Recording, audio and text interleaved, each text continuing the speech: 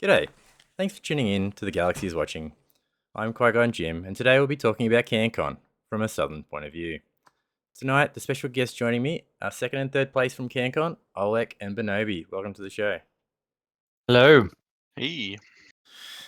Awesome performance, guys. I just want to start off by saying thank you, Red Mando 2. It was a very well run event. I really enjoyed the Swiss over the top cut, what it was the year before. It definitely kept people interested in the event for the whole time.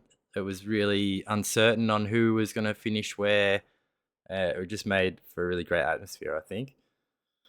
What do you guys think? Yeah, Well, not only that, even after you finished your game, because of the results of the other games that were still in place, there was a whole lot of drama still to be had until all the games were finished. But yeah, I 100% agree. The Swiss is better. definitely. And it was definitely the third Cancon. They're getting better and better each time. I'd absolutely agree. The field was a hell of a lot tighter than it was the year before, from my point of view, anyway. No, it's crazy how much the skill of the community in general is coming along. It's great to see. So, Olek, you finished second behind Luca. We're going to hear from Luca on Red Mando's next podcast, and Benobi, you come third. Pretty happy about your results, guys. Yeah, Very happy. Can't complain about going 5-1. Yeah, very happy with how I did. I mean, particularly compared to last year, I was third last year. I was going to say you're pretty much the perfect example of how far we've all come, really, in terms of skill. I was also only a couple of spots ahead of you, so we've both had a pretty big turnaround in 12 months. It's great to see. Yep. Put in the work, and you shall be rewarded. Definitely. A lot of head-to-head throughout the year as well. Yeah, that's right. You're very lucky being able to play against Luke and Olek, for sure. They're two of the best players in Australia. And then every now and then you get to bump heads with me, so that's a bit of fun too. Yep. Just looking at the Longshanks here, I'll pull up Olek first. So round one, you played Alessio. Yes. So I assume you dropped your Cassian Kanan. Mm-hmm. For the only time in the event. So round one, you dropped it into. I played Grand Inquisitor, I believe. Yeah. What was his other team? Any idea? There was Moff Gideon, and I'm trying to remember what the fourth one was. So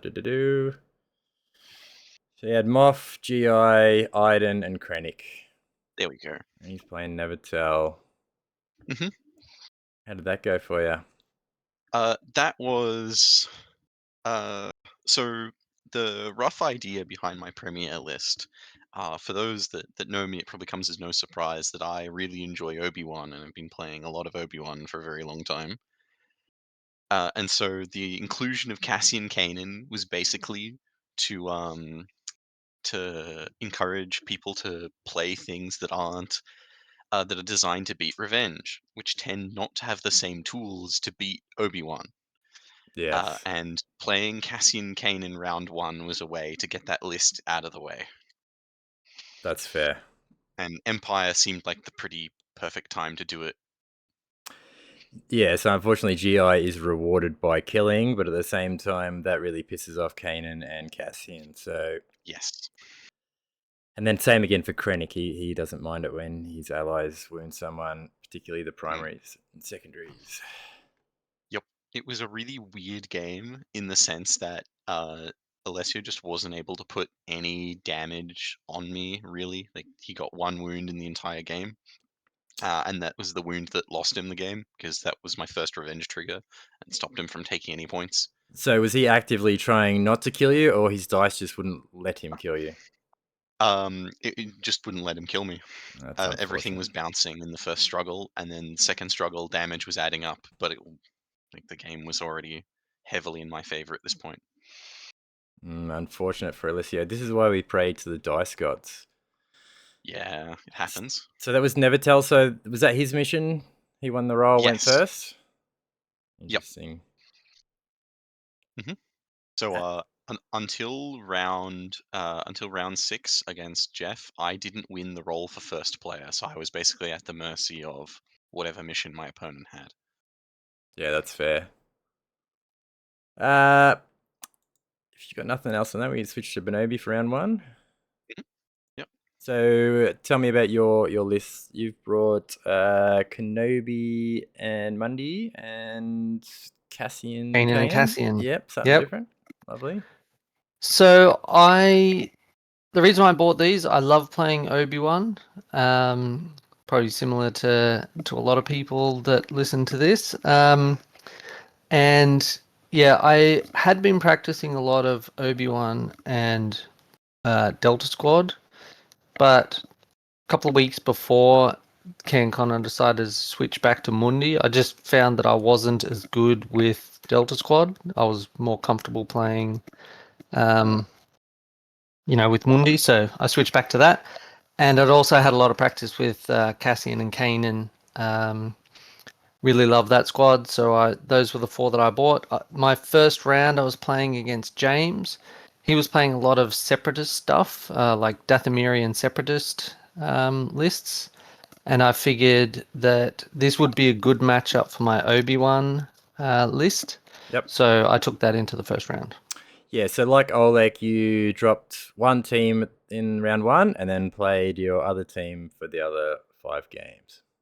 Now, I hadn't intended to do that. I had intended to play more Obi-Wan, but a lot of the matchups I came up against, the Cassian Kanan was the better matchup, so I ended up having to choose it instead.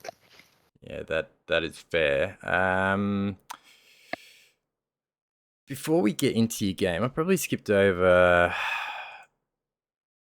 the primaries that were taken. So we all got a bit of a glimpse at that before the event, obviously, and it was a hell of a lot of Obi-Wan, a hell of a lot of Cassian, a fair bit of Boss, Kane and Mando,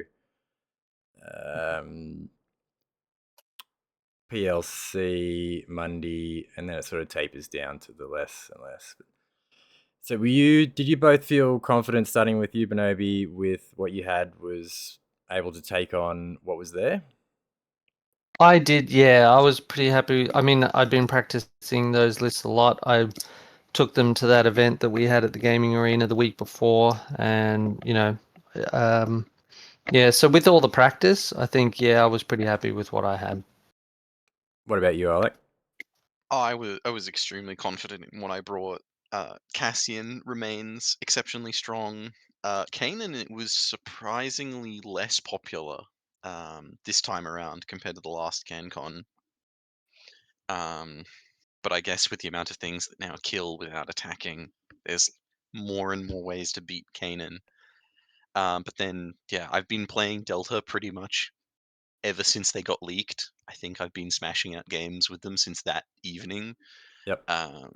And yeah, very confident with Delta Squad plus Obi-Wan as just a way to solve the vast majority of problems you can face in Shatterpoint. Agreed. To give Spiral a shout, I played a Cassian. Was it Cassian Kanan or Kanan someone into Spiral, and he had Boba Fett. And every time, nearly, he was able to kill me with Boba Fett without making an attack.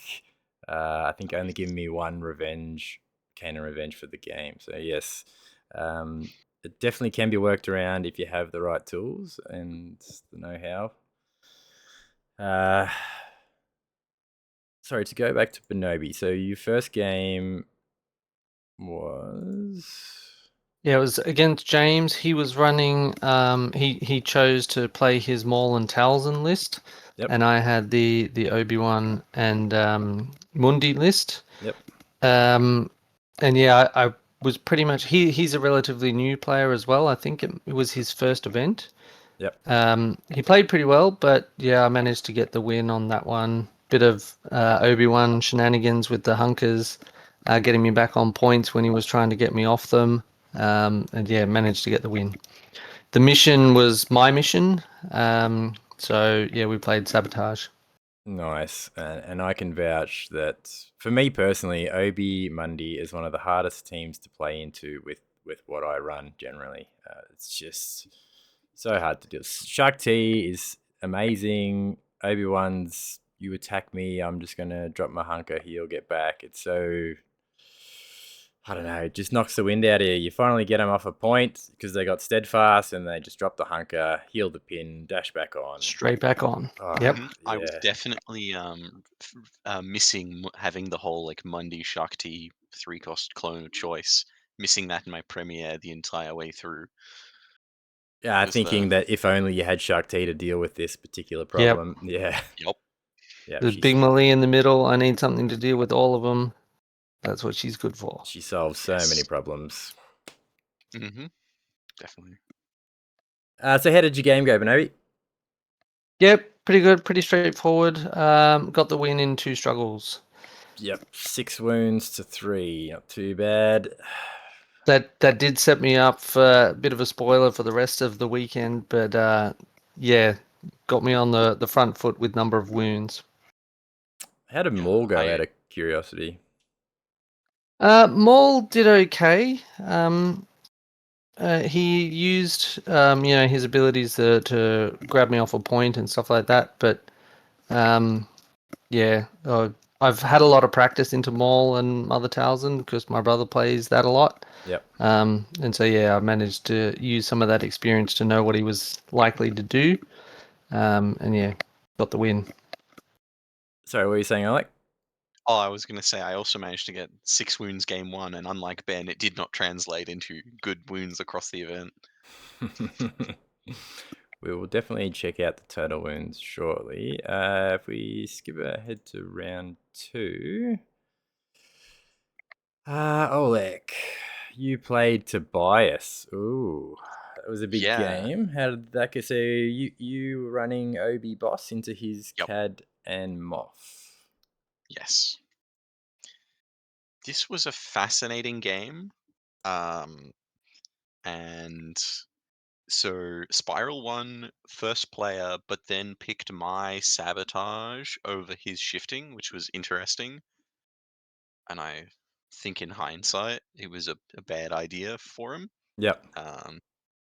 And there's a reason you pick Sabotage Showdown with Boss, because I got the nut draw of first card Boss with the dash ability. Oh, sorry, first card Shatterpoint with the dash ability from Sabotage. So Boss quadruple advanced first activation. Yeah. Ouch. Yep. Yeah. Which set up that plus being able to dash all of Delta twice because of tactic plus then the bomb. So I had basically the entire one side of the board was locked down. I had Fixer 7 Scorch on one side point pushed up, and then the other side, what's it called? And then Boss pushing all the way down. But yes, that was it was a really strong start, which just set up the rest of the game snowballing my way. Yeah, I experienced a bit of that in our game that we'll get to later. Just having a look at Tobias's list. It's always worth stopping and having a look at what he's running. Yeah, I was very interested looking at those going into it. So he's got Moth, Boba, Dark Troopers, and then who was it? Was Cad? Cad it was IG Bounty Hunters. Yes. So fair bit of kill power, a bit of control. Yeah, It was interesting. funny because the kill power did not translate. Spiral and I were talking about this afterwards. It was just nothing. Nothing was able to get damage through because of an excess of early hunkers. 2/12, 8 multiple back-to-back attacks into them without even getting to 2 health, so that Cad could finish them off.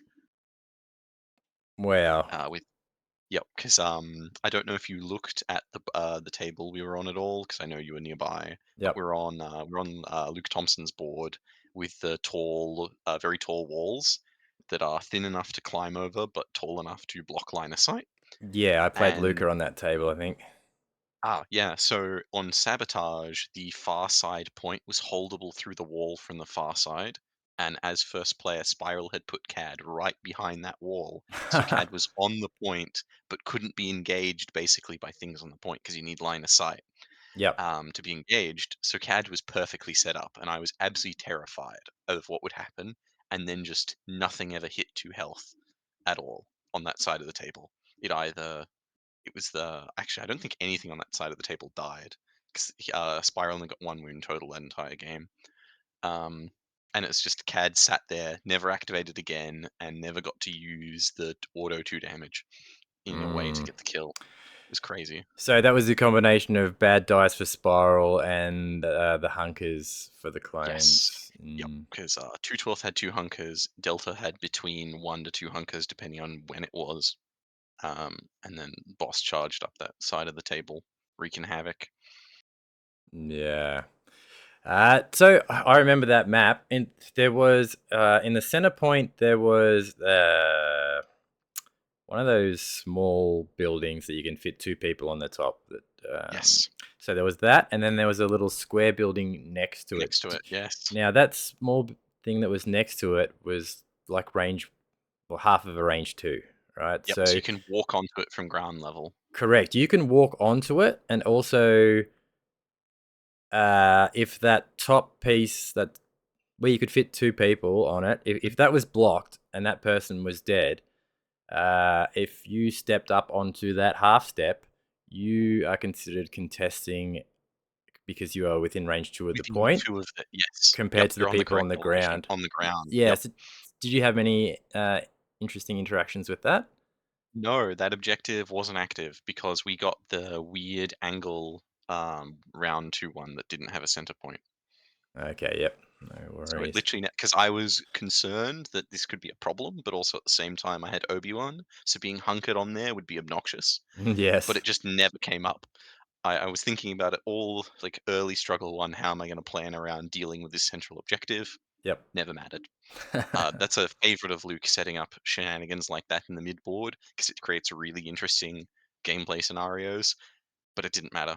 Yeah, I like it. I do like it. Uh, yeah. Is there anything else that's about sums up your game? Yeah, it was just it was a bit of a repeat of round one. I didn't die, not but this time I wasn't killing everything, but I just wasn't dying on points, and I wasn't being displaced because Obi-Wan let me drop my hunkers and walk back, and that just combined with a really strong opening. That's all I needed to keep that momentum up and win the game. Yeah, yeah, it makes it very hard. A strong boss activation early can be crippling, and then yeah, pushing his whole team up. Yeah, it's a lot going on with boss. He had a very busy 2 days at Cancon. Less than I actually was expecting, to be perfectly honest. I thought we were going to see a lot more boss because only, what was it? Only 8 people took boss. Which, so yeah, what is it? Third most games played, but not that many people actually bringing them in their premiere list. The people that did bring him killed a Played a lot lot. of units. I killed very little, and boss ironically did probably like 4 wounds total across the event. My boss was not that hot, funnily Uh, enough. you did 25 wounds for the 6 games, so that's still pretty decent. Oh, it's decent. Like I was doing like average wounds every game, pretty much. It was more just boss surprisingly wasn't killing much as a unit. The person that had the most wounds, I think, was Elman at 38. Yeah, I think so. Yep. I can talk about that. He was my last round opponent. Yeah, we'll get there. We got there. Yeah, you finished on 36. But for your round 2 game, you're playing the one, the only. Yeah, so my round 2 draw was a nightmare for me because I'm facing into Luke. Yep.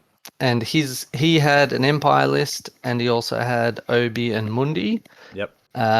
I didn't want an Obi Mundi mirror match, so I chose to take my Kanan Cassian list. Yep. he did end up taking Obi Mundi. And we ended up playing on Sabotage, which is also good for him. Yep.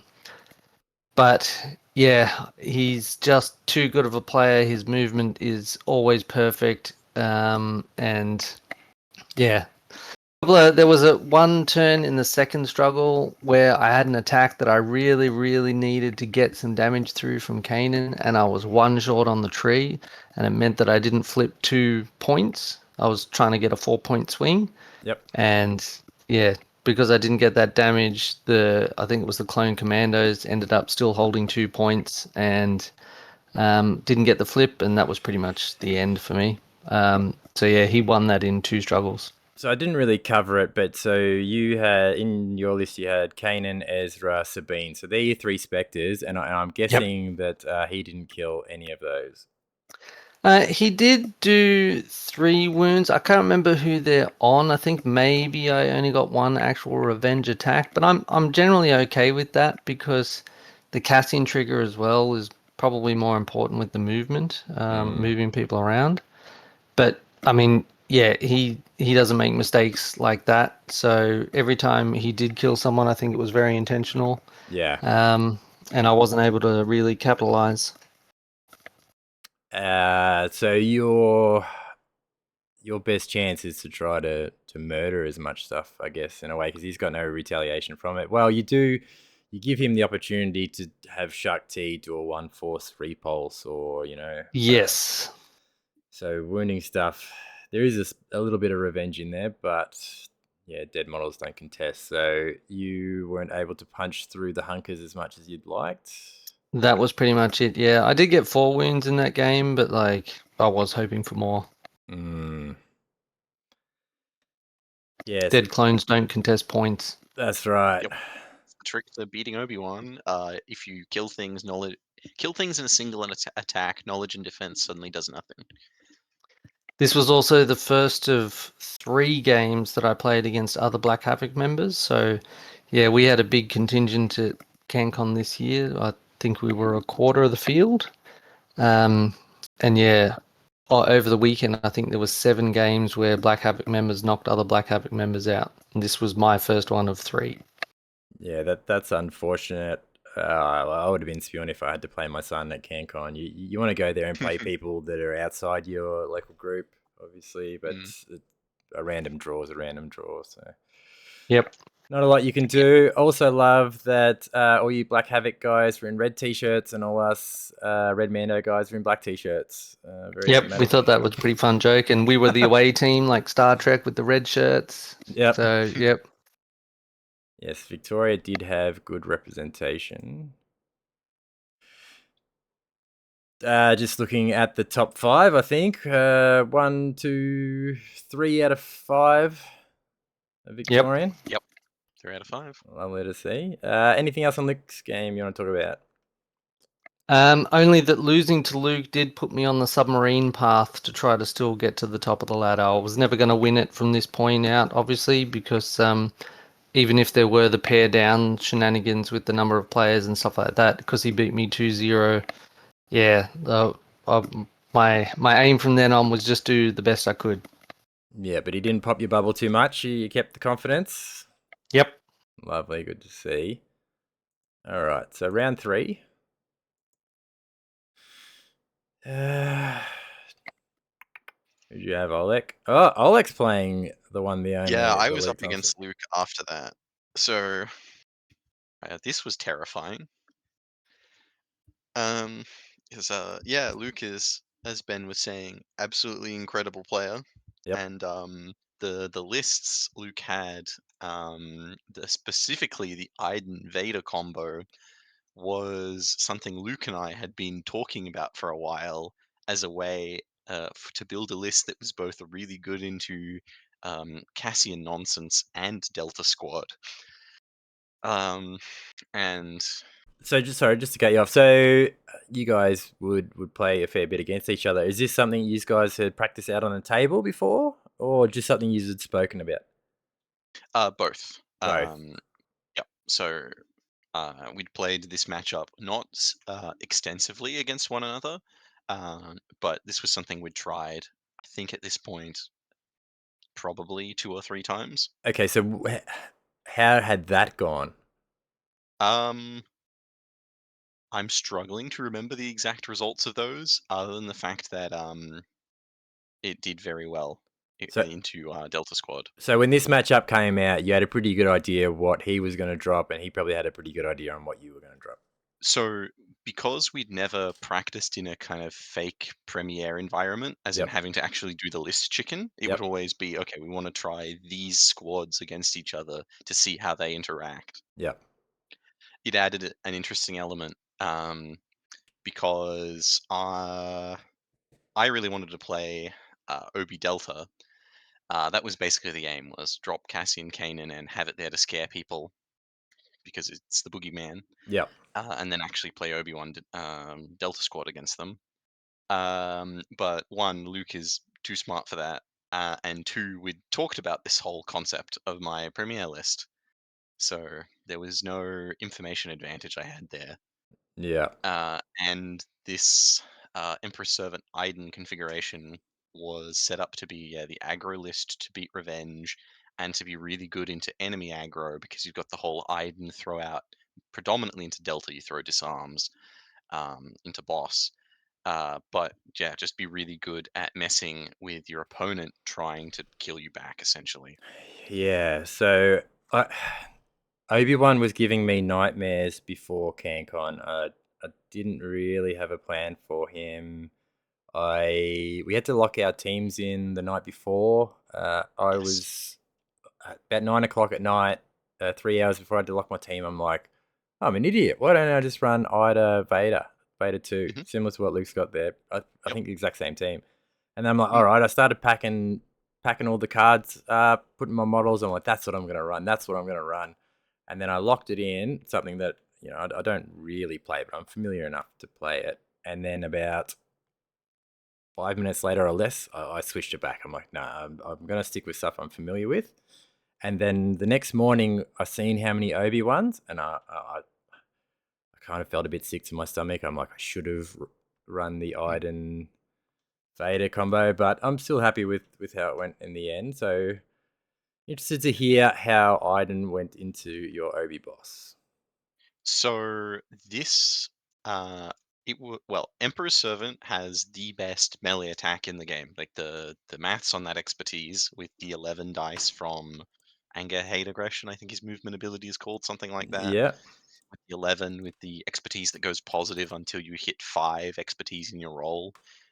Uh, and you've got Dark Troopers in the list to get the Coordinate Fire Strain, which then makes you essentially into having Anakin's 3 2, like the 7 in 3, which means he can do 8 and 4. yep, So he basically cleans up supports and secondaries, uh, almost guaranteed, and then very consistent into primaries.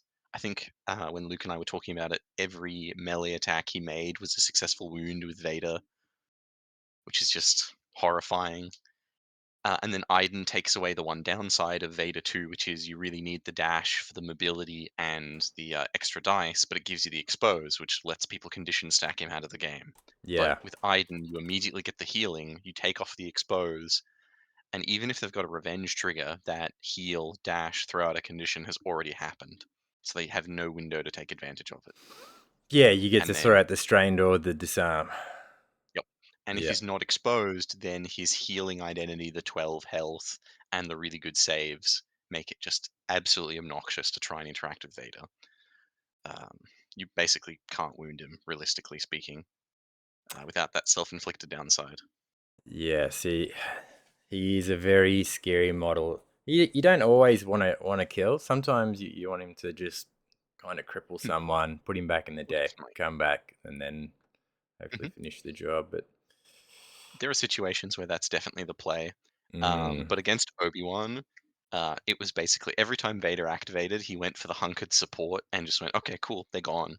I think his 4 wounds was something like double 7 Scorch, 1 on Fixer, 1 on 212. And that was all Vader did was hunt my supports all game. yeah, dead clone's a good clone, as Ponkrell would probably say. Yeah, the what was in my favor ended up being the first contact. Once we got into the second and third struggle with the ability to change layouts, was I was placed in a position in both the second struggle and the third struggle where if it I was really well set up for one configuration, and both variations of the other two um, layouts were terrible for me. So I was deliberately scoring 2 points to prevent Luke from having the option to flip, because Luke had a massive force advantage on me with both 6 force and inbuilt refreshes on Vader. And Mm. whereas boss Obi only bringing 5 force with very conditional refreshes.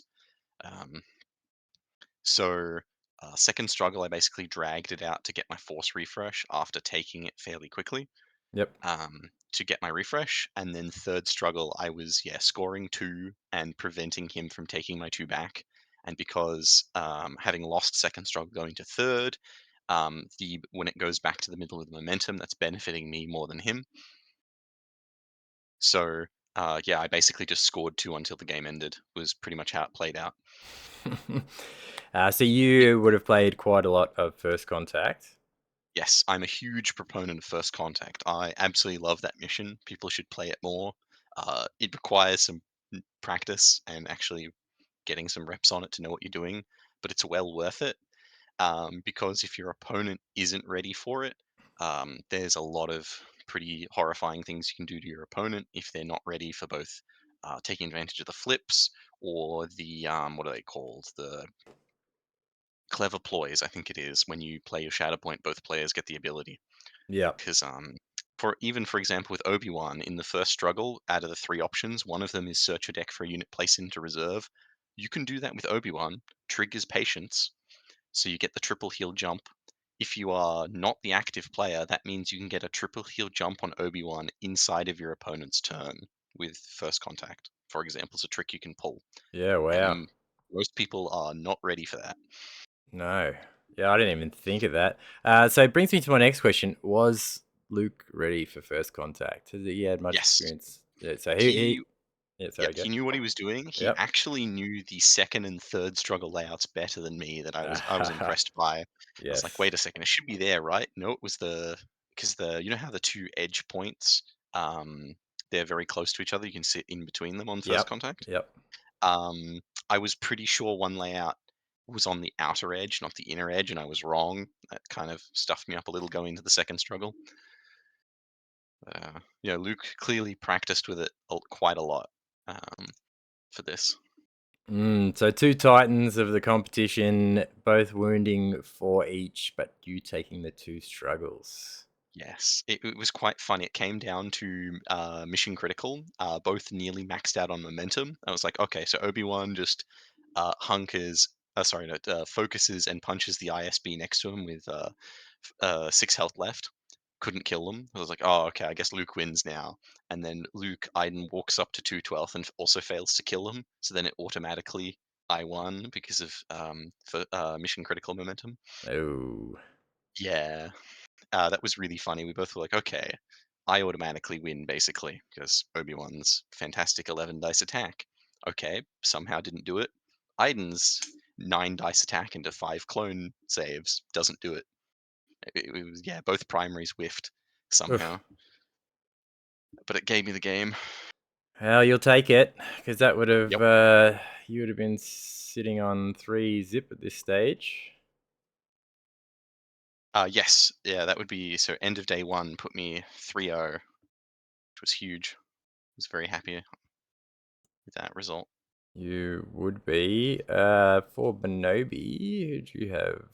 Security I was Hologram. playing against Security Hologram, who is another Black Havoc member named Ned. Yep. Now, you'll notice the little new symbol next to his name. He Yep. only got into Shatterpoint less than 2 weeks before Cancon. He enjoyed the game so much that he committed to come with us to Canberra, and I think he ended up 3-3. So What a legend. for someone, I think he'd only played maybe 2 or 3 games going in, but yeah, from the outset, I think this game clicks with him.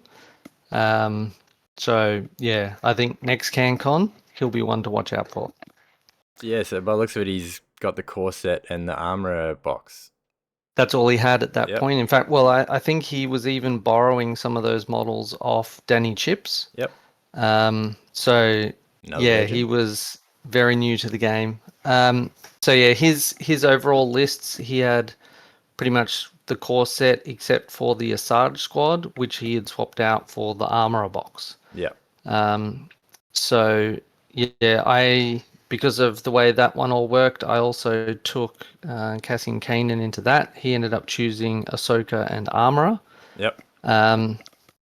We ended up using his mission. He won the role and chose shifting priorities. And yeah, the extra movement that I got with a couple of revenges and things like that. He didn't do a lot of wounds to me because he knew to watch out for the revenge, but there's certain points of the game you have to kill something if you want to try to score points. So yeah, he did that. The first struggle, I actually thought I was going to lose it.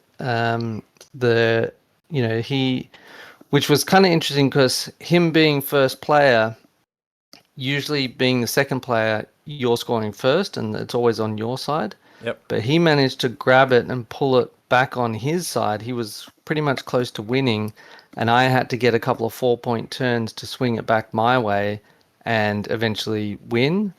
And one of those turns was a very critical revenge attack that I managed to get, with between Cassian's movement and Kanan also being able to move. Managed to flip, I think, 1 point, so that in my next turn, if I flipped another one, I managed to get a 4-point my way.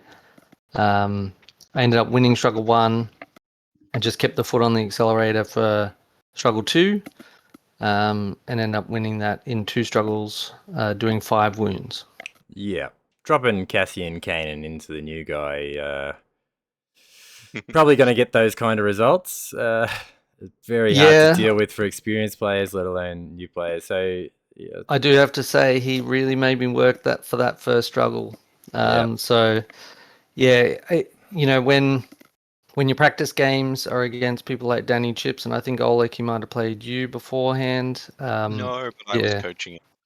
Oh, nice. Yeah, so he had some help coming into the event. I think either team you would have dropped into him would have been difficult to deal with, for especially a new player. For the list that he had, yeah. How did he go with Ahsoka 1? I'm always keen to hear how she goes. She was okay. She didn't really do enough, I think, is probably the answer to that. She wasn't in a good position. I find that's normally the problem. You dart her off to the side and then to claim a point because she's fast, but then she's not providing any of the defensive bonus, or the revenge attack isn't, And I think there was one thing when he was remembering the revenge, I think moving away from one of the points, and so you choosing not to do that, abandoning a point. Yep. So yeah, didn't go that great for him. I ended up getting that 2-0. Nicely done. But that was also the second game against Black Havoc members that I had. Yep. And it was also the second game where I forgot to use Cassian's bombs. Yo, you got to be on that. So, yeah, that's a big one. So for my round 3 game, I played Luca. So Luca had I'd won my first 2 games, played some good opponents, and then played Luca. He was running similar stuff to me. I think we all had the same primaries, Cassian, PLC, Jin, and Mando. We just had different configurations. I definitely should have dropped my Cassian and probably my Jin into his Cassian layer. I didn't have Bazin turret, and his Bazin turret were amazing. I think they activated 3 times, and every time they just made a mess of stuff I had. Interesting to see he's got PLC, Lobot, and Lando and R2. Yeah, Lando R2. So he played into me. He played those models very well. I dealt with his Ezra, like 6 damage drained. I didn't have to worry about him moving onto anywhere. And once Lobot got within an advance of a point, basically I smashed him, I killed him. I didn't even get disarmed from killing him. I think Han and Chewie just double attacked him. He didn't hit the expertise for the disarm. He was dead. So Lobot, he has a great toolkit, but his tactical network and his focus, Terrifying if used right. yeah, but as soon as you kill him, you have to pay for the focus. You have to pay 2 for the tactical network. And there's Yes. no, unlike K2, there's no consequence of killing him. Yes, if you attack him, you may get a condition like a disarm or disarm expose, but killing him is fine. But it was just Cassian Bomb. I think it was 3 in 2 struggles, and it crippled me. But he played very well, Luca. That was the map where it had that half point in the middle, and there was a little bit of play there, so that was fun. So at this point, Luca's 3 and zip. He beat my son. He beat myself. I can't remember who we had the first game. Just have a quick browse. Yeah, not sure off the top of my head. I think it was Liam P actually. Yeah, Liam P. So poor Liam P. He's gone to the last 2 Cancons and he hasn't got a lot of wins on the board. So at this point, Luca was starting to get my attention. That was at the end of the day. So we come into round 4. Yep. And Olek, who did you get? I paired into Luca. This was Luca, yes. Yep, this was my singular loss of the event. Yes, I remember saying to you, good luck. He just beat me. And I remember the look on your face like, oh, okay. So I think you knew you had a decent fight on your hand. Yes, I'd been forewarned by Danny Chips that I was in for a rough time, especially as Daniel had also been playing Obi Boss when he'd last played against Luca. Okay. So yeah, I knew it wasn't going to be easy, and I was tempted to drop Cassian Kanan into it. Yep. The issue being the Cassian bomb is really, really good into Kanan because if you line up people on low health, you can just skip a ton of Kanan triggers. Yes. And I was just too concerned about that. I thought I'll just muddle through it because once you have hunkers, um, the Leia revenge attacks basically doesn't do much to a hunkered clone because That, they're either inherently steadfast on 7 Scorch, get steadfast like Rex and 212th, or they just have really good saves with a hunker in the case of Fixer and Boss. So my yeah. hope was that with hunkers, I would be able to essentially ignore getting shot and just have to deal with the movement. Which did work out. The revenge attacks themselves from Leia basically contributed nothing to the game. Yep. Not even the They were dash and did it no value? no, because the one time she was in position for the dash to be relevant, I had her 1 health left strained, and Oh, so Luca yep. wasn't opting to take the dashes. Yep. Um, so that plan worked out, but just it was Lobot and Lando and R2 that snookered me in that game. So funnily enough, so it was Never Tell, just like round 1, and it was the exact same table I had in round 1. So Never Tell Um, was Luca's mission, was it? yes, yep, Yeah. Never Tell Yep. was Luke's mission. Yep. And I had played this exact map with this exact mission round 1, but I was on the opposite side of the table, and it was I wouldn't say substantially worse as a map layout, but it was a lot harder to for my team because of where the ladders were positioned. Yep. They were all within a long move from deployment rather than all within a short move. So the whole boss move the team up was much more awkward Yeah. because I couldn't just put Delta all up a ladder and then all dash from the ladder to a point, which I did in basically every other mission. They either double dashed along the ground or hit a ladder, then dashed from there again with the bomb. Yep. So I couldn't use that, or I could still use the trick. It just put them underneath an objective instead of on top, which let it get nabbed pretty easily later. Um, and then Lobot was absolutely huge, um, incredibly cleverly positioned on the back home point on Luca's side. Yep. he had Lando and R2 both out of contesting range, but wedging Lobot's base in such a way Lobot could not be shoved, and Lobot was exactly max 2 from his home point in deployment. So I couldn't shoot Lando and R2 because they were either in reserve or not played yet. They weren't shootable. Yeah. And then Lobot was in range and couldn't be shoved. So I had to one-shot him to take the point. Yeah. Because there was a really good ladder access to his back point from my side, but I had 3 members of Delta. I had Fixer and 7 Scorch sitting on it, and I still couldn't take it because Lobot was taking multiple attacks to kill. Just really bad luck on my part. Yeah, him being at 8 health, his defensive expertise is not great. So But he is it's very not terrible. killable, but yeah, if he's rolling naturals, I suppose, what's he turn to crit? Oh, bro, bring it up. Let's Yeah, have a quick he's look. it's what, 1 is block and a something, and then 2 is block something disarm. I think it's block I think crit it's to crit off. I think I think let's. it's block crit off disarm on 2 or 3. Yeah, so 1 to Either 2 way, is block disarm, 3 is block crit off disarm, 4 is block crit off disarm expose. mm, and yeah, not being able. So my normal tactic of Delta just annihilates one side of the board. Even if they don't kill them, they're condition stacked, and I have them everywhere with hunkers. Failed because I took my home point, took the middle, sat on the end point, and Lobot wouldn't let me take it. Yeah, so lockdown, once they own the point, if they have someone with lockdown on it, the only way of taking it is by shoving them off or by killing them. So if Yep, you weren't and the unable to do either, yes, it's never going to yep, be yours.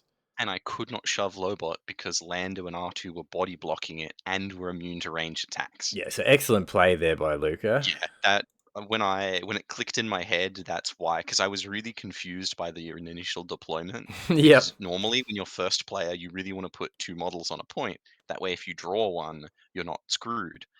Um, but no, it was perfect. It denied me multiple points over the course of the game, and is the reason why I lost the first struggle. I just couldn't consolidate that point fast enough. Like, I killed Lobot. Lobot is not hard to kill. Yep. Um, Just wasn't but that struggle. Yep. And then I take struggle 2, um, and then go into struggle 3. I had a really poor showing from boss at the opening. Yep. Um, Bad that roll. just combat well. So it was actually a really, really good roll. The roll wasn't the problem. It was that boss started the activation with 9 damage on him and a disarm. And I'd been trying to get boss killed and Yep. still wasn't dead. Because if boss had been on full health, I would have just triple advanced because tactic, bomb the point, advance. Boss would have got where I needed. Wouldn't have been disarmed because it would have come off from being from removing it when you come back up from being wounded, Yep. and it would have been a 10 dice. No, I'd advanced 3 times. It would have been an 11 dice melee attack into Lando and R2, and it would have flipped. I think it would have flipped 4 off the top of my head. It might have only been 3. Either way, the end result was I got 1 point as my opener in the third struggle. Um, So sorry to cut you off, but the 9 damage disarm was a lot of that from damage you'd taken yourself, or had he been attacking boss? a bit of both. I'm not a huge fan of taking additional self damage on boss just for dice. Yep. I usually, if he's at 0, I might go to 3. But once I'm past that point, I avoid it. I only take it when I actually need the abilities granted from taking damage. Because if you put boss too low, one, they're just like, okay, I'll toss a disarm on you now, Mm, and suddenly you're and if you're stuck at 9 health, in like happened to me, suddenly you can't use your tactic, not tactic, use the innate, or you'll kill yourself. yeah. And exactly what happened, because in my scenario, like, yes, boss got did the same thing but without advancing, so triple dashed to threaten a different point. Was rolling like 11 dice because fixer plus self damage, and still got like 5 through after the disarm. It was an insane attack, but it didn't achieve anything. Yep. Um, and then yeah, that was the end of me. I think I scored poorly in the beginning of the third struggle, and he just scored 3 or 4 and kept that up, whereas I was struggling to get 2 points. Um, and the third struggle was over fairly quickly from there. Yeah, that's fair. Yeah, he played very well, Luca. Yeah, looking pretty forward much flawless gameplay. looking forward to playing him again in the future. Likewise. So that was that game done. So that's your first loss. Yep, He- my first and only loss of Yeah. the. But at that stage, you didn't know it was going to be your only loss. So how'd you feel True. at that stage? It was a little. It Deflating? was a little rough. Yeah, I was extremely excited coming out of day one. I beat Luke. I beat Spiral, who were among like my uh, basically who I was considering to be some of my toughest matchups, and I Yeah. got them day one and I'd beaten them. So I was pretty confident I could take it at that point, and that was a huge knock to my confidence that I dropped first round day two. But ultimately, it's like, yeah, I lost a round. I didn't. I still got a struggle, so I was still in it with a chance. Yep. And I was confident I could at least keep up like a 4-2 or a 5-1 and get a high placement. Was my thoughts coming out of that game. Yeah, so to go back to what we're saying in the intro, if that was last year, you'd taken your one loss, you would be spitting chips because you'd be thinking, that's it, there's no chance of winning at all, get real upset. But because it was open, I think at that stage, Luca was 3-1, 3-0. There were a couple of 3-0s, but the way it worked out was the It people was who were 5 undefeated 3-0s. they were going to play each other off. So eventually there was going to be someone who potentially hadn't lost the game yet, but then there was still going to be another round. So whoever was 5-0, yeah, they definitely had to win that last game. So yeah, it was all up in the air. It was great. But to move on Made to for a very tense, exciting event. yeah, Benobi, who did you play in round 4? I played Jason. Jason, I think it's Bruno. Gemel or Gemel. Yep. So he Oh, hang on. basically had very similar lists to me if you turn the violence up even higher. So he had a Republic list, but instead of Obi-Wan, he had Mace Windu. Yep.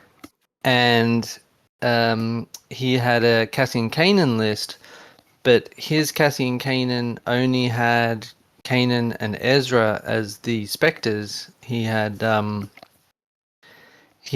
Cassian, Ezra, Bazin Chirrut Yep. with Kanan, Bodhi, and Han and Chewie in it for the money. Han and Chewie, love to Ooh. see it.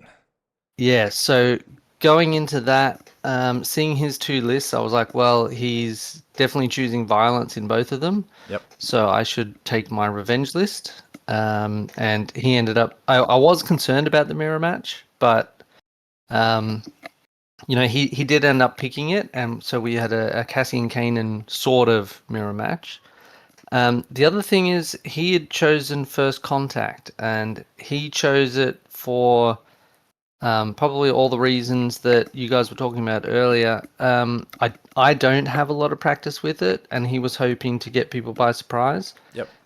I was lucky that I play a lot in a group with yourself, Olek, and Danny Chips, because there's been a lot of First Contact going around from you guys.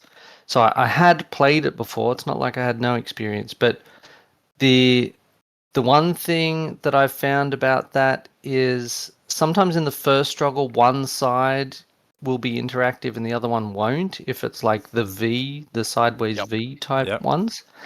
And I was very lucky that when it did come up as the sideways V, the one that was his back point was not the one that had Bodhi on it. Okay, yeah. So he wasn't momentum. able to use Bodhi's ability at any time throughout the game. Keep an open line. Yep.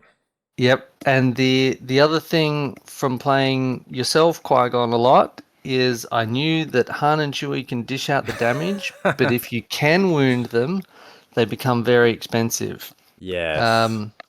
Did he so get them early? I did. My game plan so he did push them up early to try to Yeah. take on my Cassian, because Yep. I had pushed my Cassian up, and he was going to try to delete Cassian. I managed to. He did the watch out, it's loose, I think it's Yeah, called, look out, he's and I loose. managed to get out of it so that he could only get one attack off on me. Yep. So I was kind of lucky there, but I also knew that if you like in that list, Han and Chewie don't have Rebel Alliance, so I mean, you still get a Cassian trigger, but you don't get a Kanan trigger when you wound them. So yeah, my plan was going into it would be to try to delete Han and Chewie early, Yep. and I managed to do that in the first struggle, got them wounded. Yep. And the other thing that I tried to remember overnight, because this is coming into the second day now as well, is that if you're taking a Cassian list, perhaps you should use your bombs. Mhm. Yeah. So, having played 2 games in the first day and not triggered a single bomb, I was going into this game really trying to concentrate on that. And I think one of the bombs, I ended up getting 4 wounds from it because I left all of his units on 1 or 2 health. Lovely. Because I knew that, the thing that the piece of advice that Danny Chips had given me was always try to stand between 2 points. So that Yes. even if something flips, you will potentially still hold a point, or it'll make it easy for you to get to 1, right? So I'd been trying to practice that throughout the game as well. And there was a couple of times where that really paid off for me. I managed to put Baze in a spot where he couldn't stand between 2 points. So not only was I being able to hold 2 points if it flipped, he would not be able to hold both of them. He would only be able to like contest me on one of them. And that ended up being critical at a time when the map did flip. And the other thing that I was also trying to do was what you were saying before, Oleg. Sometimes you only want to score 2 so that you're not giving the opponent the chance to flip it, particularly if, the side of the board that's currently on, they have had a lot of activations on that side of the board. You don't want to then potentially flip it the other way to leave all their open units on a side of the board where there would be more points to score. Yep. So I had to be a bit tactical about that. The clever ploys also came in super handy at one stage. One of them was the double force refresh, which kept me going in the game. Yeah, I took that 2 round one. Yeah, and one of the other ones was I was able to move someone to get a point. I forget exactly how that worked, but it meant that I couldn't activate Bayes and Chirrut with the Shatterpoint. But that's okay. You don't always have to do Bayes and Chirrut with the Shatterpoint. I think I ended up using Kanan with that Shatterpoint. But yeah, it was a very tough game. It did come down to time in the end. And going into the third struggle, we'd already been in mission critical for a few minutes at that stage, I think. I knew that I might be winning on wounds because of some pretty good bombs, but I needed to make sure I was holding at least 2 points because the tiebreaker on who's holding the points was going to be super important. If it went to time, it did go to time. I was very lucky that he was. Sorry, you there? Yeah, you just cut out.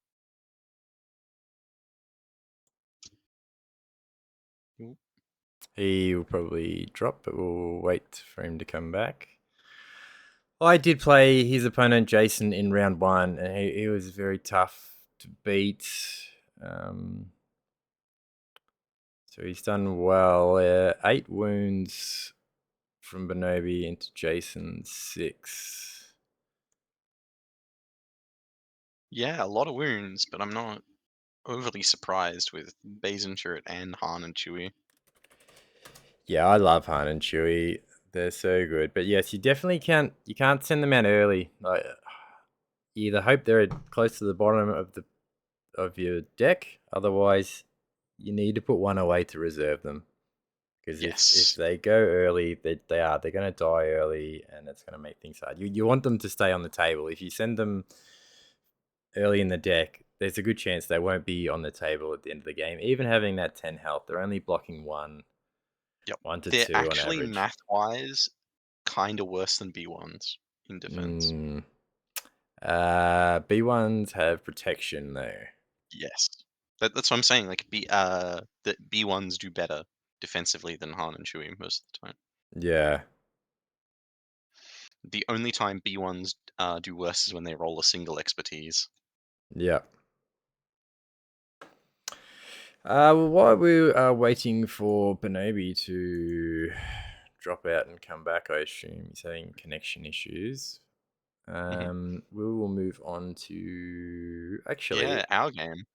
I will just take a minute to reflect on my round 4 game.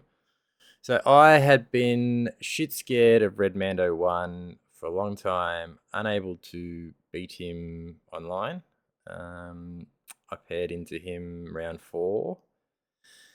He didn't drop what I was expecting him to drop. He still dropped Kenobi, but it was Hunter Kenobi instead of Mundi Kenobi. And I had dropped, let me just double check. I had dropped, actually it wasn't round 4, it was round 5. Getting ahead of myself. No, when did I play him?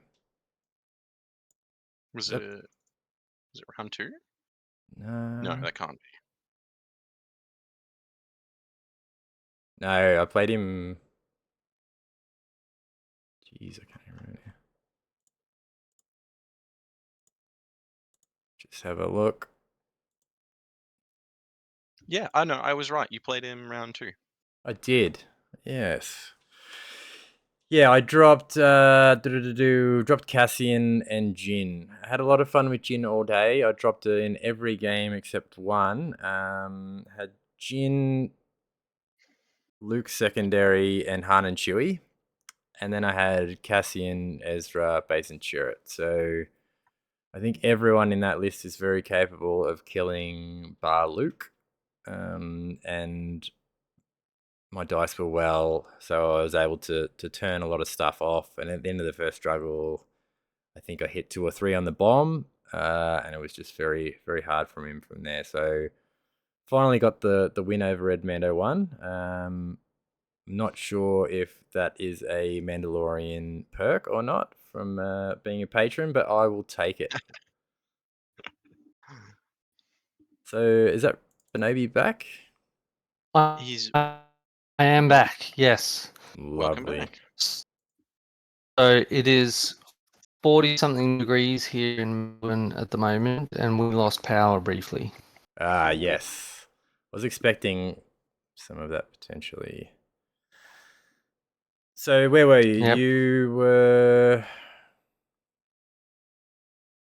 playing Jason. I think it was just coming to the end of that game, just using like first contact, trying to just keep on top of it with the tiebreakers. Yeah, that's fair. So you got pretty close to wound. I think he outwounded me. I played him round 1. He outwounded me in that game with his mace. But, All right. Yep. yeah, but you played his Cassian Kanan. So 8 wounds you got to his Yep. 6, taking the 2 struggles on first contact. It was a very bloody game. Yes, 8 wounds. All right, so this brings us to round 5. Yes. Yep. Yeah, so I was unlucky enough to pair into Olek. Yep. That was I was hoping I wasn't going to pair into you. I was like, oh, it's probably going to be what was it, Callum, or who else was I thinking it was at that point? I'm actually not sure, but it I ended happened. up getting Callum. Yeah. Yeah, I thought it was going to be a much closer game, but after your turn 1, and so I think I drew Jin first. So out of Drew Jin first, reserved, and then hit Han and Chewie. Yeah, so the 2 cards I don't want to see early in that list is those 2 that I drew, and there was no getting around it. I thought if I push Jin up to the side point, that's not too bad. When Han and Chewie come up, they'll contest the same point as her, and hopefully just be able to shoot from that point. And then if you're attacking them, Jin will just be able to heal them back up. I thought, okay, I can deal with that.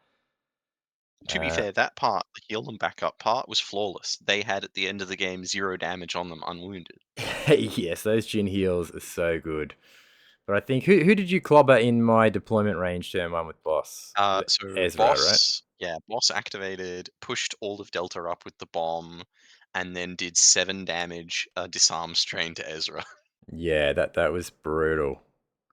That whole first struggle, I was nothing but a victim. So I would send something out, you would smack it. I would send something out, you would smack it. It Yep. wasn't And then until the second struggle that I was able to get some agency in the game, I think.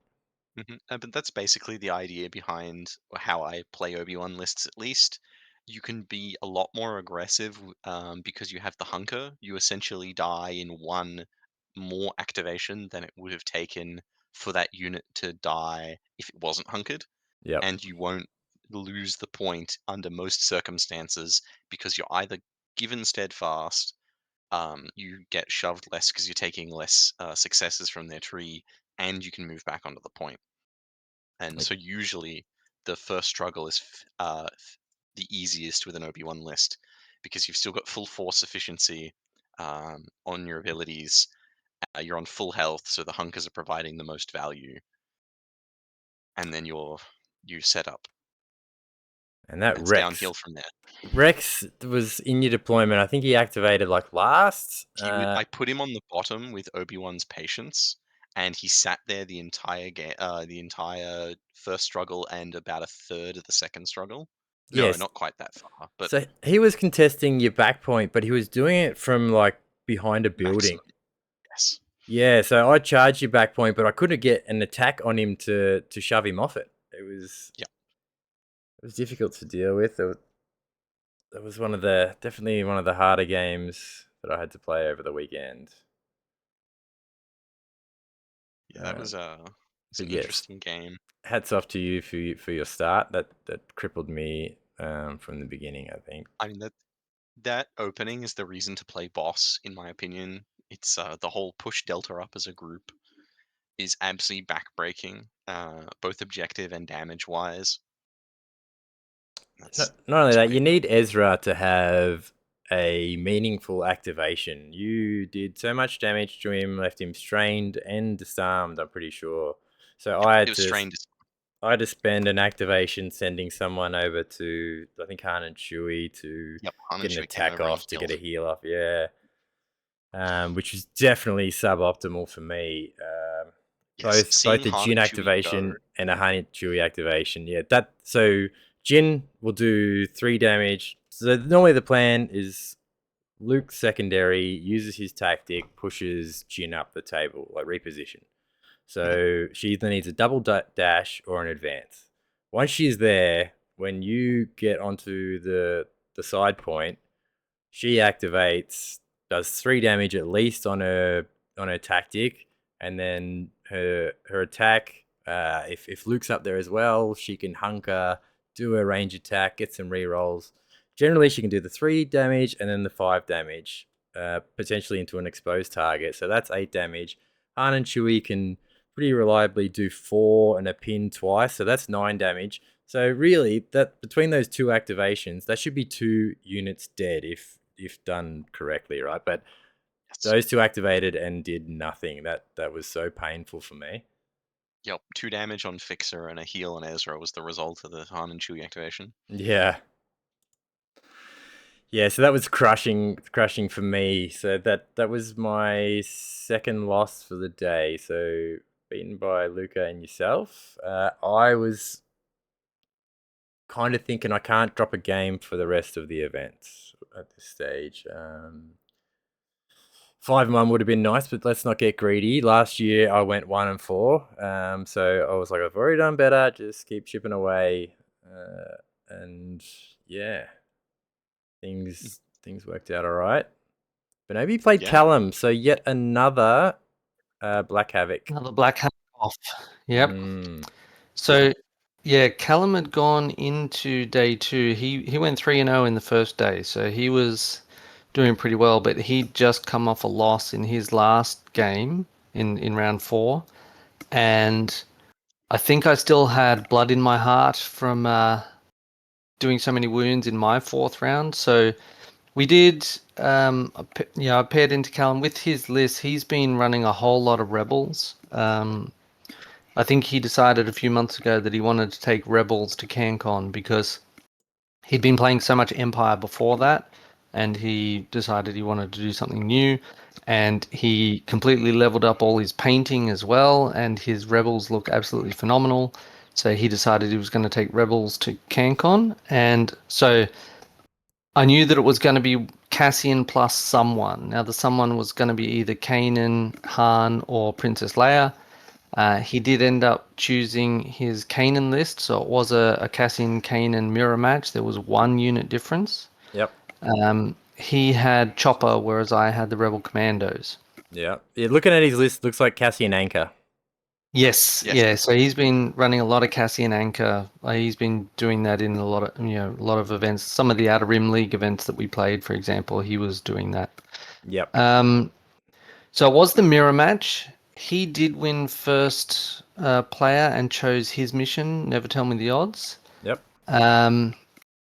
And that's also a mission that I don't have a lot of experience with, but I did remember some of the layouts, and I managed to be okay with that. My game plan going into this was, I think I would be better if I can win the wound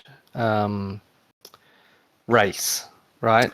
Like if you can wound people at strategic times where, for example, if I can wound someone really early when Kanan is still way back in the back line, he's very unlikely to be able to get the range to be able to even use the attack if it's a Spectre, or even with the Cassian movement as well, just not be able to get where he needs to be to really capitalize on that stuff. So, and the other thing is, of course, Baze and Chirrut are, such a good unit. People use that for their Shatterpoint target all the time, particularly with Cassian, because of how consistent those dice pools can be when you're rolling 9 or 10 dice. Yes. My game plan was if I could make it so that he is not able to activate his Baze and Chirrut, Yep. then I could have a chance here. So, the choice of the Rebel Commandos versus Chopper came in very important in the first struggle because I actually managed to wound Baze and Chirrut twice before the first struggle was finished. Wow. So I poured a lot into it, but between some good rolls with the Rebel Commandos getting them once, and then my Baze and Chirrut getting his Baze and Chirrut for the second one, it meant that going into struggle 2 and 3, he only had 1 more chance to activate them, and then they'd be off the board. It was also the second game of the weekend where I remembered my Cassian bomb. So I did a lot of leaving units alive on 1 or 2 health, and that also paid off hugely later in the game. I think there was one of the struggles when we started it, 4 of his units were wounded, and similarly again going into struggle 3. Yep. And yeah, just being able to get those kills at the right time, like Cassian's revenge trigger is only once per turn, so if you can kill 2, you're not getting the double move, things like that. So yeah, I managed to get kills like that. It did go to 3 struggles. He did take 1 off me, but I did end up winning the game, and in that game I'd done 9 wounds. So between that and the previous game, I'd done 17 wounds across 2 games. I was on a pretty good total. I had looked before this at like some of the trophies and stuff that were available. I knew that there was one for most wounds. Yep. So going into this last round, second last round, I didn't know where I was going to end up, and I figured if I can just get the kills, maybe I can still go home with the trophy at this stage. Yep. For getting all the kills. Yes. So I would have hated to have seen how many kills you got if you had remembered your bomb day 1. Well, yes. Yeah. Also, So my favorite thing about Cassian's bomb is what I hate is when you're playing the last turn of the struggle, right? You don't know where the points are going to be. Yes, you might have an educated guess at where they're going to be. Instead of trying to set up, I would much rather spend that last activation because I so often get it wrong and it upsets me. I quite rather look at someone that isn't contesting a point, go out of my way to attack them, to shove them onto a point. So when the bomb goes, that's an extra unit taking damage. Is that something I you've did done at that any to his point? Sabine. Yep. Lovely. I love that. So I shoved Sabine onto a point, and she did end up getting wounded from the bomb. Yes, it's such a good thing. And Cass I've done and that once Kanan before. can't do anything because it's not an attack. And I think going into the third struggle, I'd also wounded his Cassian at one stage. So, my bomb was still free, but his actually cost him a force. So you had to make a choice. Yep. He did choose violence. Yep. But at that stage, my units had the health. I think he might have got one wound from it, but yeah, not the massacre that I did to him. Yeah. So, yeah, sorry, Callum, but Black Havoc games are brutal. Yeah, I'm lucky. I only managed to get one of them on the way through. Mm. So against Luke, arguably the hardest toughest. one. Yep. Yeah, I ended up playing Rye. Now he was pretty upset because I give him a bit of shit on the Hello There podcast. I'd paid everyone else a lot of respect, but brushed over his achievements. He played a very strong game. I do respect you, Ree, if you're listening. You're still a great painter, but you're turning into a very good player. Looking forward to our next game. Here's another one like yourself, Benobi. Been nipping at my heels, and it's just a matter of time until you get me. So, also Well, looking that's the forward to our thing. next Yeah. matchup. Even in the Outer Rim League, he's also one of those people that, if I match into him, it's going to be a tough game. So, yeah. Yeah, he's a great opponent. It's always a ton of fun to play against. Yeah, yep. Him and his brother, the whole crew, everyone in our community is awesome. So shout out to everyone. Looking forward to more games this year. Yep. Yes. All right, so that was that game done. So you killed all of Callum's stuff. Poor bloke. Yeah, I think I left him a bit shell shocked. Yep. Yep, he was definitely shell shocked by that game. All right, so coming into round 6. So last round, you're both 4-1. Yep. Yep. And at this stage, Luca still has not dropped a game. Let's just go have a look at Luca for a minute. Yep. So by this time, this bloke has my full attention. He beat my son. He beat myself. He beat Olek. So Jeff was another one that I expected to do extremely well. He knocked him over as well. So coming into the last round, everyone's praying on Andrew L to beat Beating him. Luca. So just to make, because there was a couple of 5-1s, so they had a chance of getting up and getting the win. Mm-hmm. Unfortunate for Andrew L and everyone else, didn't happen. Luca going 6-0. Congratulations to him. And then you paired into Jeff also, so you would have been a bit concerned about that matchup. Yes, knowing Jeff being the Empire aficionado and knowing what he had, I was a little concerned, especially given he was his list, his premier list was entirely teched around being able to beat Cassian and Revenge, and most of those tools are pretty decent into Obi-Wan, and just Empire hits hard, and dead models can't abuse knowledge and defense well. So I was Correct. pretty concerned going into it. But what was really interesting was I got explicit confirmation that my plan worked because he picked a list. He picked his 2 squads to beat Cassian, and I, of course, had no intention of playing Cassian into it. So my mind games worked. So he picked it was Gideon and Grand Inquisitor, Yep. and I went for Obi Boss again, as I had ever since round one. And it was a really rough game in the sense that his dice failed him at every opportunity. I had I won the struggle fast with the like boss pushes Delta all the way up a side of the table. Yep.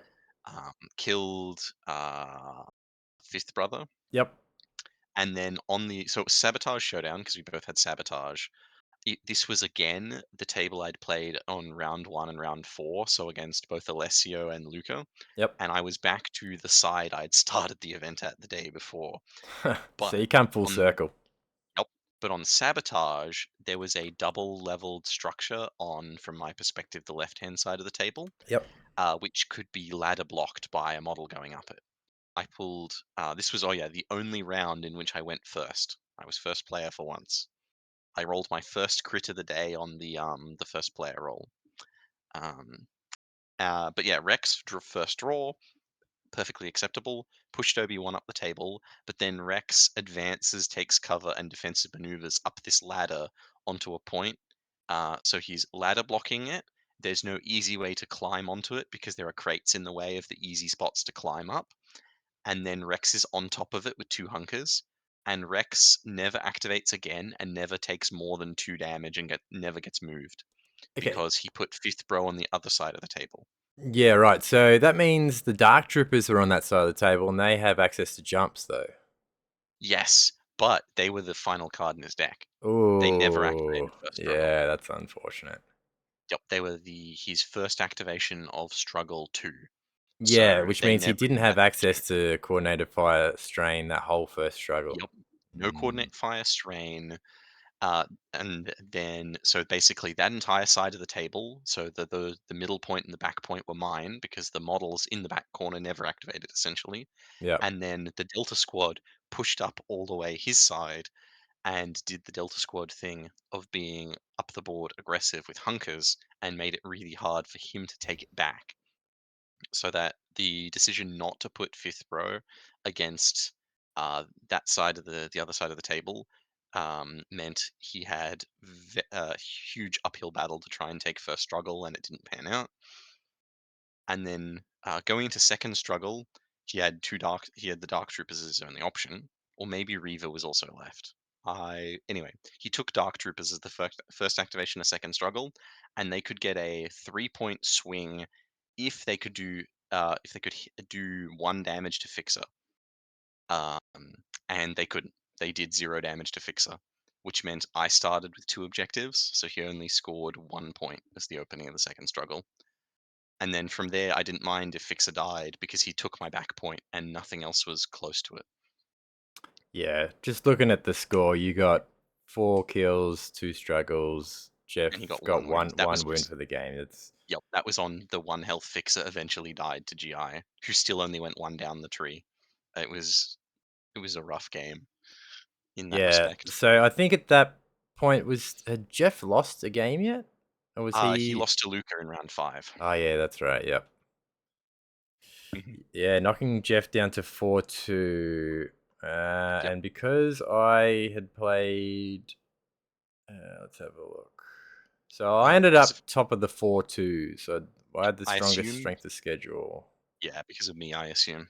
I played into Jason, played into Redmando 1, Luca, Rye, yourself, Olek, and Jordan Madwick, who was also a very good player that was running Boss Hunter. Yeah, so at this point, you are sitting 5-1 behind Luca, and Benobi is playing his game against. I was playing against Elman. All right, so Um, is that the mass murderer we were speaking about earlier? Yes. So this was the thing with this game. So I knew that he had played some tough opponents to get where he was. Like we were both coming into this game 4-1, coming into the last round. Yep. And the only game he had lost at this stage was against Jeff, but when he did lose it, he took the struggle off Jeff. So it wasn't a 2-0, it was a 2-1. So you know, he was in a really good position coming into this game. He'd also beaten Josh to get where he was in round 4, And Danny and he'd Chips. beaten Danny Chips in round 5. So like, yeah, I knew that this was going to be a tough game. I had played him before at the teams event in November. Yep. And that was also a very close game. So, I knew that this was going to be a tough one. But coming into the game, he had done 33 wounds across the weekend so far, and I had done 32 wounds across the weekend so far. And I think the next person was in the high 20s, maybe 27, 28, something like that. So, if we played an average game, one of us was probably going to go home with that most wounds trophy. So my aim going into this was either win the game and hopefully get in the top 4, or do enough wounds so that I came out ahead. Now, he obviously was going into the game with 1 more wound than me, so I would have to do 2 more wounds than him throughout the game. But yeah, he chose to take Obi Boss into me. His other list was Kiadimundi and Vader. It was very much sort of a killy type list, and I think he didn't want to risk that into a Cassian Kanan. I didn't want to risk my Obi-Wan into a mirror match, so I ended up choosing Cassian Kanan again. Yep. And we ended up playing on Sabotage Showdown, which is good for both of us. I was a little bit concerned because I won the first player role, and I used "won" in quotes because it meant he was scoring first. And so yeah, I was a little bit concerned with all that stuff. And this also turned out to be another game where I forgot to use my Cassian bombs because I was too caught up in the moment. This time I remembered right after we'd flipped for the second struggle map, which of course is too late. Once you've got that information, you can't go back. So you missed the window. yeah. And I also made a massive mistake at the end of that round 1, the struggle 1 as well, because when I had wounded a unit with my rebel commandos, at that stage I'd only done 1 action, and I had planned with my second action to actually do a move to get one of them up onto the center point and one of them onto one of the other points in case the map in struggle 2 went my way, and I'd be able to grab points early. Luckily, one of my rebel commandos was still in range 2 of the center point, just not on the high level, so I was contesting it. But the good part about that is I did get to mark off the bingo card that says do only 1 action in a turn. Yep. So yeah, it wasn't catastrophic, but it would have been much better if that rebel commander was actually up on a high point where the thing was, as opposed to being on the ground and just contesting it. Yeah, it was. The results of this game, I think, don't reflect how difficult it was, because I did win it in 2 struggles to 0. But yeah, it took a lot to do it. I was trying to focus on Fixer because, of course, Fixer powers up the rest of the Delta Squad with those extra dice. So I did have to sort of push my Rebel Commandos forward to get the wound on Fixer. Yep. Which meant that it would have cost him force to get the extra dice, and there were times where he still used it, but it just meant that there were times that you don't just automatically use it. And yeah, he had pushed Boss into my back line at one stage to take one of the points in my back right corner, and I think a lot of people probably wouldn't attack Boss in the situation that they're in, because people get concerned that he's going to get extra dice and all that kind of stuff. But since it was such a tight game, and I thought if I do lose it, I want the wounds, I did attack Boss at that stage, and I did manage to wound him. So The trick yeah, with wounding Boss is if you need to do it, you do it after he's activated twice already. exactly. Yep, and that's exactly where we were at the sort of to the end of that first struggle. So yeah, that's that was the exact timing. I thought, this is the safest time to try to get that wound, and so that's what I did. Nicely done.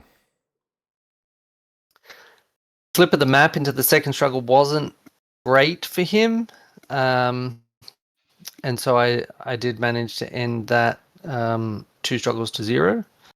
The game hadn't gone. I mean, it wasn't going into mission critical or time or anything at that stage, and I'd finished my match, and Red Mando 1 finished his match, and he also went 5-1. So we're looking at the results. At this stage, I was in 3rd on the table. He was in 4th on the table. But I think between us, we still had 5 opponents that we had played earlier in the day that were still in games. So because we were both on the 5 wins, 1 loss, and because we'd both not won a struggle in the game that we lost, we were tied on the victory points. Yep. And so it was going to come down to strength of schedule.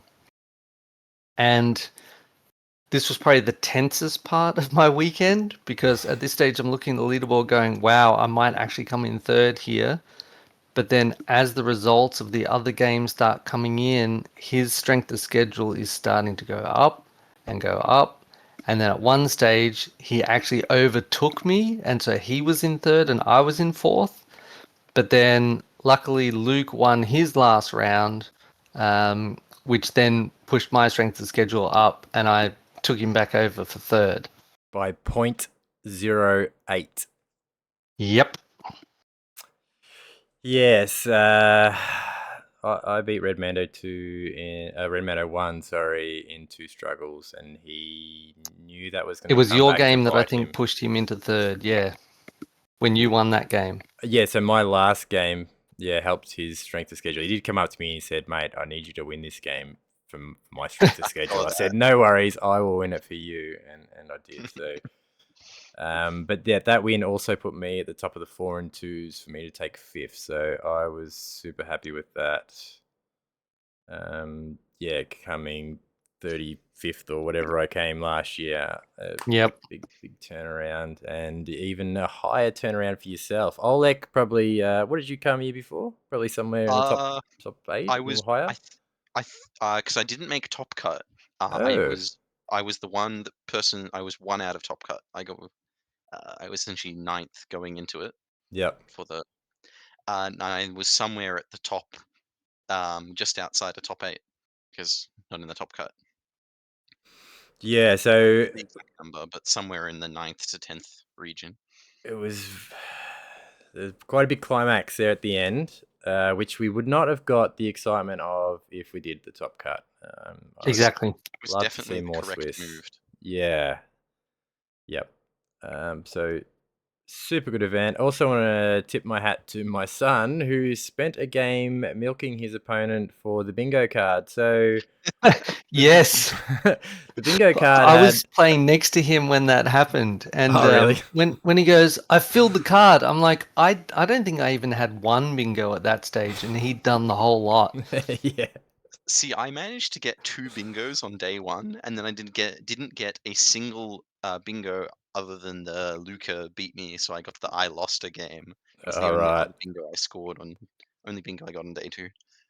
Yeah, there was some that were really hard to get. Like you had to sort of get only 1 wound for a game, or like just some really like both ways to do really well and to do really bad things. But yes, Liam, I think felt he was in a strong enough position to leverage these stats in his favor and won himself a trophy for cleaning up that bingo card. So. Clever little boy, does pretty well for a 10-year-old. Probably Certainly does. the most feared 10-year-old I've known. Absolutely terrifying. Yeah, he was a bit upset that one of his games went to time and went to tiebreakers. He was like, "If I got 1 more turn, I would have won." I was like, "Well, sorry, mate. It's time. Yeah, You can't. It's out of your control. There's nothing you can do about that." So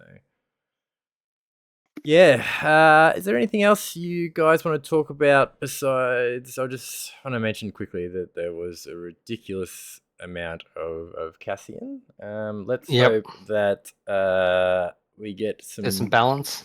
Yep. Yeah, balance pass would be good. Some more units would be good. See, I wouldn't think Cassian is the problem. It's Baze and Chirrut. Yeah. The Cassian Like- bomb needs to be only if you lose a struggle, 100%. Mhm. That's Agreed. the thing. But The yeah, alternate base and Church. If you lose, you could make it just cost 1 force.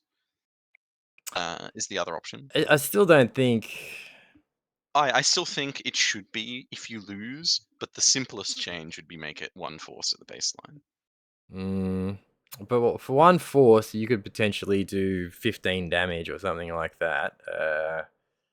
Well, the other thing is it should hit your own units as well. Yeah, I mean, yeah. what's the other alternative? I don't think the ability is good enough if it hits everyone. Yeah. Look at Veers' identity, right? Yep. Now that's still, it does damage An to your Empire. stuff, but less damage. It does 1 damage instead of 3. If 3, yeah. So they need to balance out that bomb, and Baze and Chirrut should only get the one attack that has the extra dice, and maybe one standard attack might make it a I bit think more palatable. the expertise for the alternate side, like in the melee stance, the shooting expertise, the thing is, like, their expertise in the off side is still good. It's still Yes. normal expertise. It should be worse. Yeah, They you're not either being need punished in any way except for okay, I get steadfast or I get cover 1. Like there's no real downside. And the one to... less dice, yeah, I don't think it's enough. I actually think, like, if you're on the shooting side, the melee should be less dice and vice versa. Yeah, I reckon they should be something like 6-4 on Something the like other that. side. Yep, that makes sense. Because if you do that many less dice, I think the expertise could stay the same. But yeah, we'll see if that changes. The other thing that I did want to mention is it's something we've alluded to throughout, this chat, is just the quality of opponents. Like before some of those draws throughout the game, I think at the 2-1 stage, like the bracket of people that were in that 2-1, I didn't want to face any of them. People have really improved in the game, and not just improved in the game. I think just as a community, the Shatterpoint community is very, obviously very friendly, very inclusive, all that kind of stuff. But we're also challenging each other and making each other better. Yes. And I think that really came out in Cancon this year. Just, the quality of every game that got played is just, really, really high. Yeah. Somehow my only, I don't want to say easy game because that feels bad. Like the game I struggled the least in was Jeff somehow. Just due to the way the table setup went and that Rex being essentially invulnerable on that one point. Yeah, you identified a spot on the map that you could make the most of, and you capitalized on that. Yeah, exploited it. Yeah. So good on you for that, even though it feels bad for Jeff. But yeah, it's a competitive event, so you got to do what you can to win. Unfortunately. Yep. But yeah, just looking at the player rating, so 100 to 200, there was, or lower, there's like 3 players. 200 to 300, there was 1 player. 300 to 400, there was 2 players. So now we start to get more in the meat of it. From 400 to 500, there was 10 players. All right, so what's that? That's 16 players below 100, below 500, right? But from 500 to 600, there's 17 players, and then from 600 to 700, there's 3. So it's if you had looked at that last year, I could probably check that out, but I reckon it would be vastly different sort of numbers. Yeah. Yep. That's crazy. Yeah, I hadn't looked at that chart before, but that's insane. 400 to 500 was fairly rare. Even just earlier, it's New Year. Even like early 2025, there wasn't that many people in the 500s. No, I'm just pulling it up now. Okay, so I certainly wasn't. That's for sure. Oh no, there was similar number. Okay. I don't know if that is counting their current rating when you're Yeah, I looking at it suspect. now, though. That Yeah. that might be the problem. Ah, Just checking okay. the current rating. Yeah. Yep, okay, we'll scratch that then. This is roughly 22 in over 500, and then, because it was more attended, 23 or 4 below 500.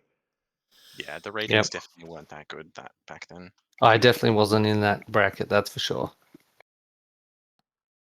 But yes, it was a super good event. I'm looking forward to hearing Luca on the Red Mando podcast. I think they're recording tomorrow, possibly.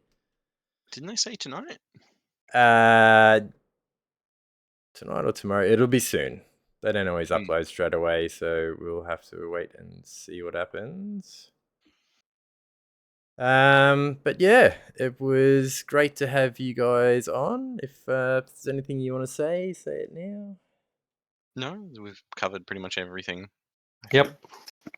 Yeah, I just want to thank everyone who took part, followed, cheered on, organized.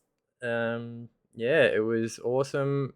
I can't wait for the next GT I can get to. It would be great if next CanCon we could just get like a big bus. We could magnetize. Yep. We could magnetize a board, magnetize some terrain, and we can play while we're cruising up. Like, how good would that be? That would be some wicked fun. But that's the story for another day. But yeah, thanks heaps for coming on, guys. I will get this on shortly, and yeah, leave for people to listen to. Hope they enjoy it. Thanks very much for the invite. No, Thank thank you. you. Cheers, guys. See ya. Catch you around.